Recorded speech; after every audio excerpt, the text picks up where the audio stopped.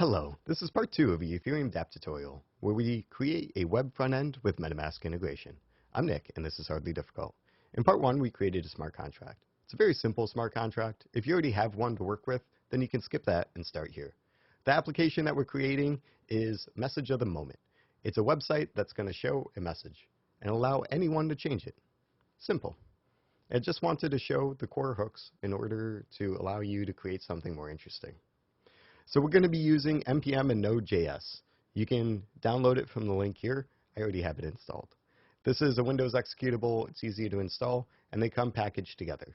The only reason we're using this is in order to test HTTPS locally. This is required when working with Metamask. If you have another way of working with HTTPS, that's fine. We're not going to have any other server-side requirements. So in order to configure this, we'll have to do a couple things to set up the environment. So first, create a folder for your project, and then create a source inside of it, src. Inside that, create an empty file, so you can create a text document and then rename it to index.js. This is necessary to start up Webpack. I'm not sure why. Nothing goes into it, and we don't need to do anything with it. We just need a simple server, so no configuration required. I'm trying to do the lightest approach I could find. All right, now that we have that, let's go ahead and install.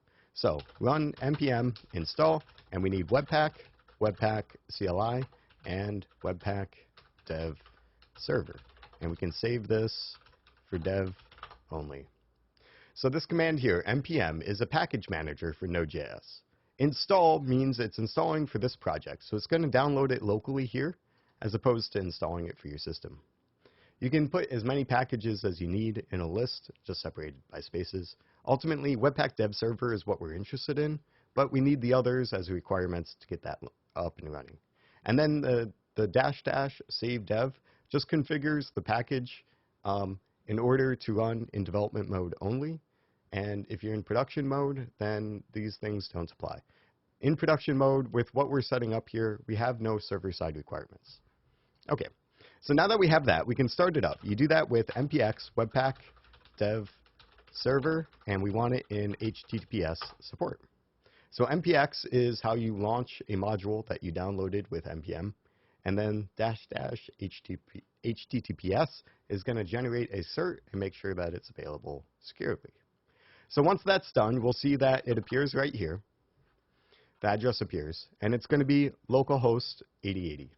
Make sure you're on HTTPS when you navigate there. And when you get there, it's going to look like this warning. Nothing to worry about. This is just for testing